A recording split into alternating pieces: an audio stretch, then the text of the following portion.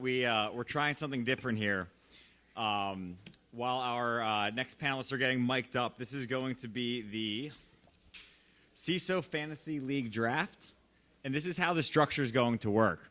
So essentially, we've given each of our CISOs up on the stage $1 million. The first round is $400,000. The second round is a $300,000 buy, $200,000, $100,000, and then an honorable mention. It's basically a 5-round fantasy draft. And what we're going to use is the Verizon DBIR categories of the different types of threats that can happen.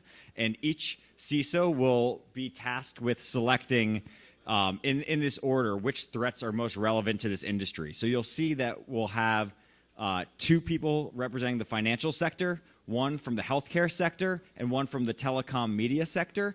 And what we'll hopefully learn from this grid is which threats are most prevalent for various industries, not necessarily the specific companies that they're using to plug these gaps, but what they see as most important and the biggest threats to their existing industry. And then after the draft, we'll go through and we'll see if it's even a useful exercise, if this is even how CISOs look at how they spend a budget, if it's more even spending across different areas.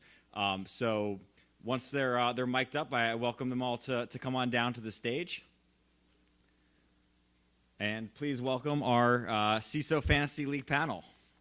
Well, it's great to be here, and it's also great to be running a panel that's a little bit different. I like doing things differently, and this is sort of a cross between a fantasy sports league and security, which is not something that we do quite often. Some of us may try, but it doesn't usually work.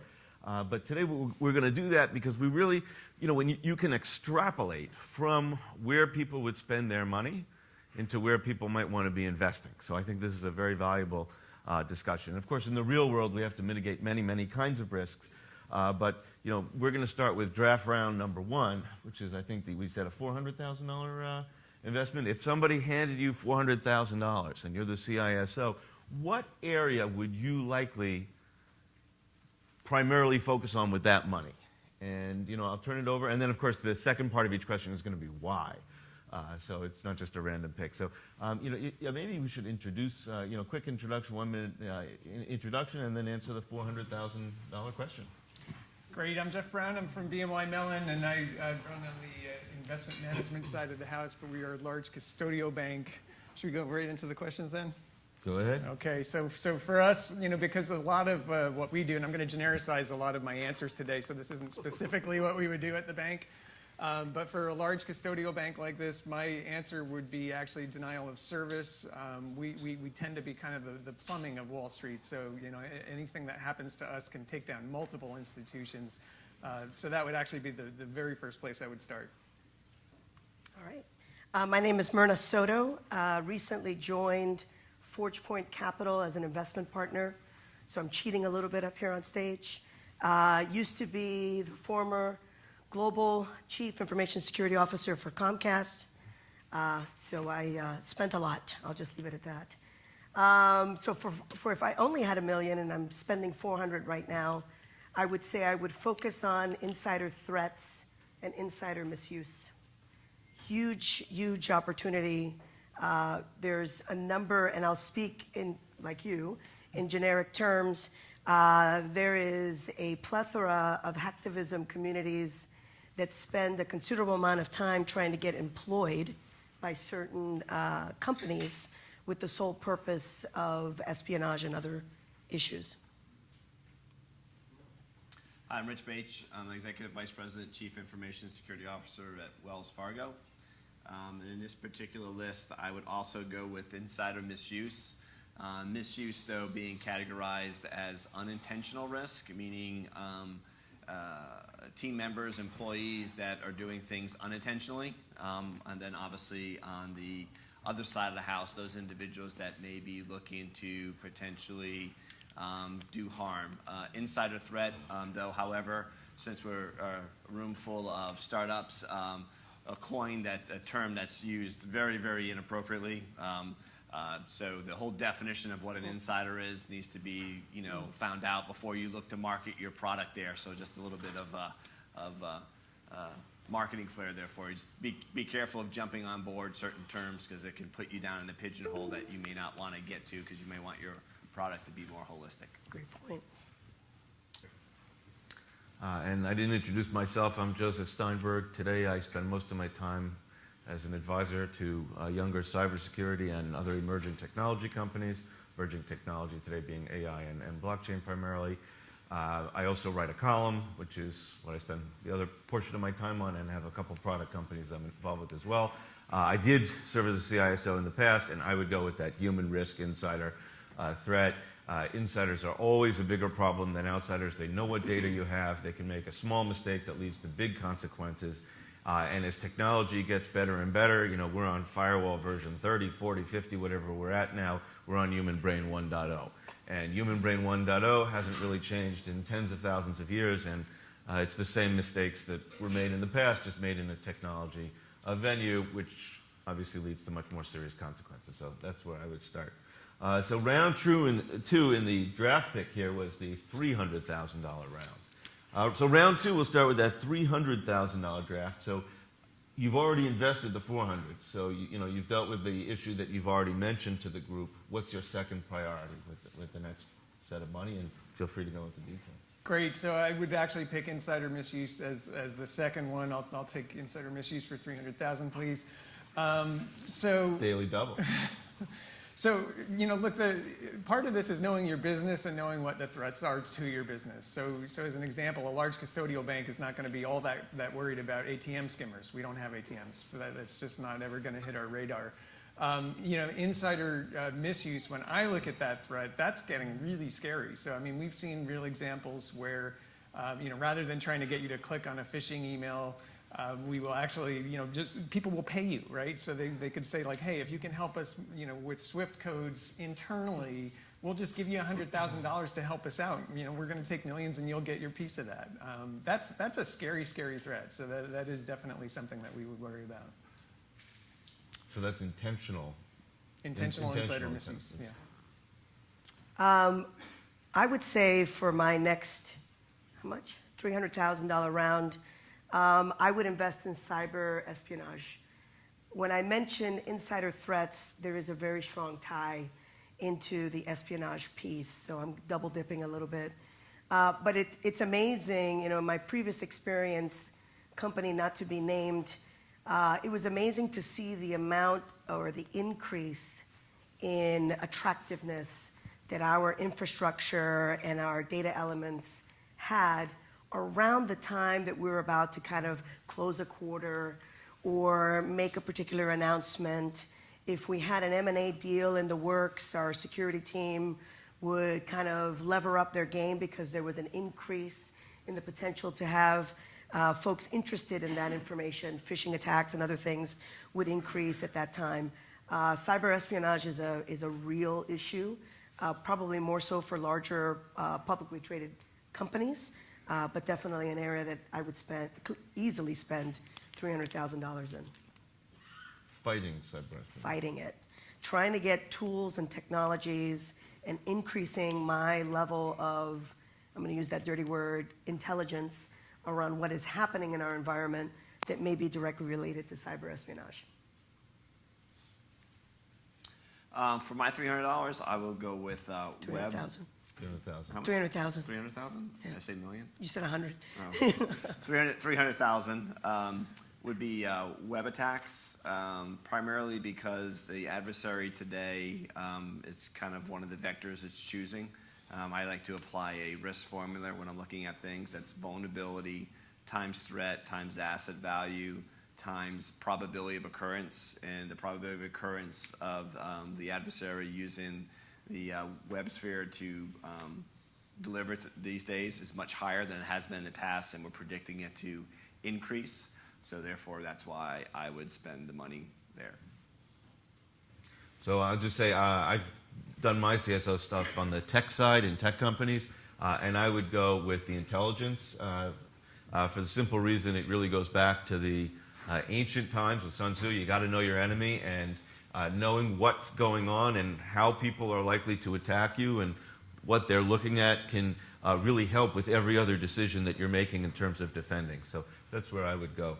We're up to the third round, so we've covered some really serious issues, but now we've got $200,000 to deploy, or 200 million, or 200, like that depending number. how you want to look at it. Some of the size of these companies, $200,000 might be a Rounding error. Yeah, not going to do very much, but depending on the size, we'll call it half of what we deployed in the first round. Where would you go number 3? I think for me, I would go into cyber espionage next. It is a little bit kind of tied with insider misuse, and because of that, it's a lot of the same reasons that we would pick that. But again, a large custodial bank, you would be very concerned about that being a target from nation states, et cetera. So that's where I'd put my money next. So I'm going to cheat, and I'm going to go out of the parameters of the selection, if you oblige me. I would spend my next round on IoT security.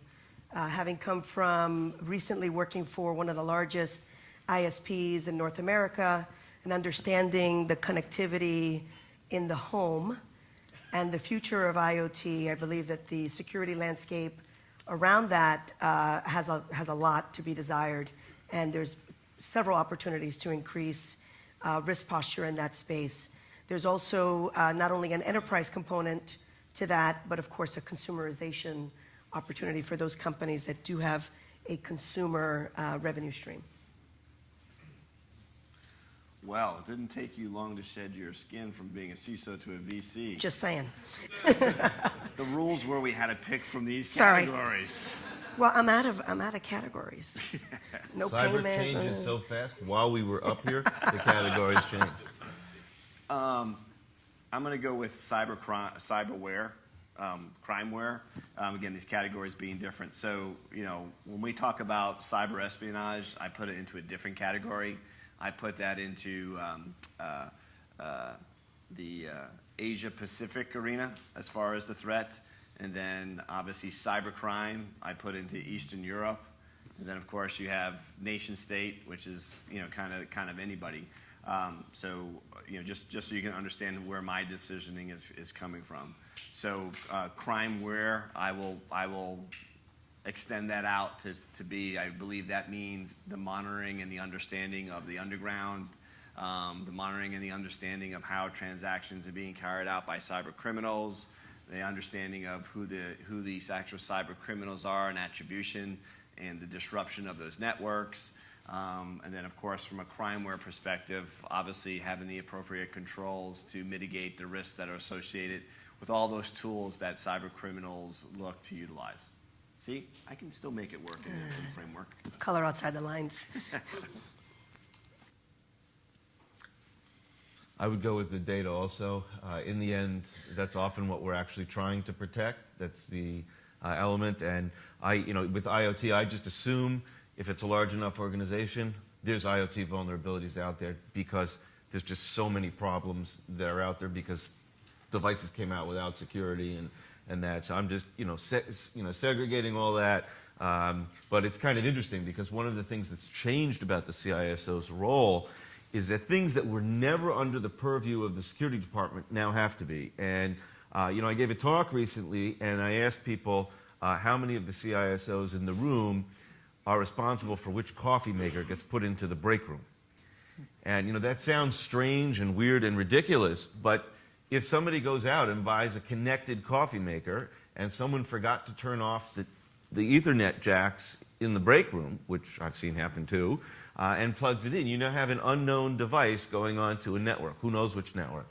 So we've sort of entered the world where, machines and devices that we were never responsible for are now causing us problems. I mean, I see you're smiling, but it's good for investing in the space. Absolutely. But it certainly creates issues. For the $100,000 round 4, so we've dealt with lots of big issues. Where do we go from here? We've still got some money to spend, but it wasn't our highest priority. Yeah, so I think now that we're painting outside the lines, I'm going to take some liberties with that too. I would actually say miscellaneous errors, and I'm going to interpret that as being errors that happen inside the company, and that's going to be my training and awareness budget. So that's something that I think is really important. Security really does begin and end with the end users doing the right things. And frankly, I wouldn't want to have a budget like this and not spend anything on training and awareness. All right, I'm going to go back in the lines. I would say my next investment or my next round of spend would be on web application attacks. It's kind of a cross-section between attacks on those web application properties, but also at the same token, kind of a DevOps, SecOps type of hygiene check. We continue to live in what I kind of call the developer plague of agility and time to market for products and services, and continue to have challenges with the efficacy of the products that we're utilizing. And a lot of them end up being your core web application properties. I will go with miscellaneous errors, but with this definition, being able to understand the protocols and the information and having a transparency in your network so that you can understand what is legitimate traffic and not legitimate traffic. Adversaries today do a good job of being able to hide in the noise, so you have to have the ability to reduce that noise. Also, one particular way of reducing the risk of IoT is obviously understanding those protocols, which ones are normal. So miscellaneous errors from my standpoint is allowing traffic to exist in your environment that hasn't been trusted and identified. I would close actually with what you began with, which is denial of service, because one of the trends that we've observed recently is that the magnitude of the denial of service attacks is growing faster than the ability to defend against them. They're just getting much, much larger in terms of bandwidth used, and that is not a good sign towards the future. And denial of service attacks also serve another great purpose for hackers. They're a very good distraction mechanism. So if you launch a denial of service attack while you're doing something else, if someone's website goes down, if a major bank, consumer bank cannot have consumers logging in, they're focused on getting that up. And they are more likely than they would at other times to miss other bad things happening. So I'm somewhat concerned about that. So can I challenge you on that? Because I hear a lot of people talk like that. Can you give me one example? Not that we could discuss on the panel, but one that I was involved in, yes. Okay. More than one? One that I was involved in that I can tell. Right. So again, I hear people talk about this all the time, right? That denial of service is a distraction. So the reality of it is when someone's being denial of service and it's public, yes, a bad guy may jump on board. It's kind of like when there's an emergency and somebody puts up an American Red Cross fake website for you to donate at. But again, I hear people keep saying this all the time, but it's really not part of the adversary's plan. It's usually a piggyback, right? Meaning somebody chases low-hanging fruit because they know somebody's getting DDoSed. So. Got it. Okay. Either way, I'm concerned about DDoS because the growth of the bandwidth utilization seems to be going faster than the typical legitimate party is adding bandwidth, and at some point that's going to come home and be a problem. Maybe not for the largest financial institutions and the like, but you're going to see it in middle tier where it's going to start affecting more. Honorable mention. So this is, hey, we didn't have full budget, but we would have liked to buy this, and so next year we'll put it on the list. I guess I would take crimeware, and I can actually kind of maybe bridge the gap between what you were both saying in terms of, a destructive malware is a type of denial of service. That actually really does concern me.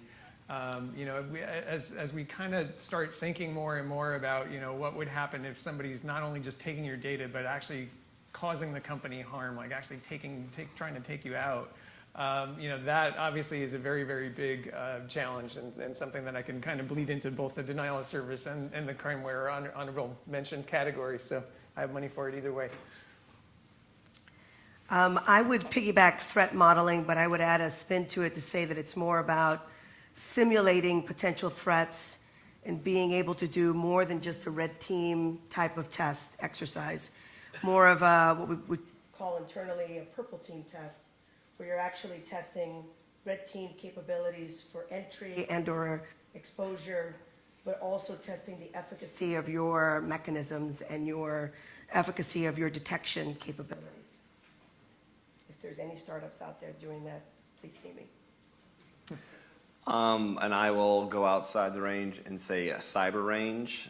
For those of you that don't know what a cyber range is, it's actually being able to do everything everybody said around threat modeling and everything else and actually make it real in a virtual environment where you make a virtual environment of your environment and you can attack it. You can actually see if your incident response, you actually take new vendors' products, you actually put it in there, and then you unleash attacks to see if their products actually do what they say they're going to do. My honorable mention would be educating management to give me a bigger budget next year. Good call. We have like time for like one more question. So I'll just ask because it actually is a very relevant conversation for this audience. Do you prefer to deal with one vendor for multiple solutions, or to go for best of breed, between different parties? What's your general tendency? Yeah, I mean, my general tendency, we want best of breed, but they also have to play nice with the other tools. So that's, I know, kind of a splitting the difference answer. Where we can partner with one strategic vendor and it makes sense, we want to do that. But I think ultimately you don't want to deploy like a lot of things that don't talk to the other things, because then we've got a people problem, right? We have to have eyes on multiple panes of glass, and it just becomes a staffing challenge, frankly. So I'm going to answer that two ways. So as a former operator, the goal was always to rationalize the number of tools and processes to the point already made that the correlation and the interconnectivity of data, knowledge, et cetera, makes you that much stronger. However, there is a big gap when you try to consolidate with the larger players. There's a big gap on the innovative side that requires you to continuously invest and purchase from up-and-coming smaller companies that in your hope as an operator may end up being acquired by some of your larger partnerships. As a venture capitalist, best of breed all the way. So there's no product out there that solves it.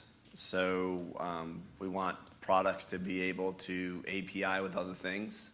We spend an enormous amount of our budget innovating, creating patents. I think we've had like 50 in information security in the last 5 years. So if your product is closed, you probably have a closed opportunity. If your product is open and allows you to work with other things, can go a long way. So an example I like to give is the whole agent-based technology. To roll out an agent in my environment is probably 18 months. So not going to be very happy with agents just because of the pain associated with it. However, if you can OEM and ride on an existing agent, that's a wonderful way, right? Because you just have to push out an update rather than pushing out a whole new agent and going through all the different regression testing and a whole bit that goes into place. Well, we're out of time, so thank you, everybody, and I hope nothing bad happened while we were up here.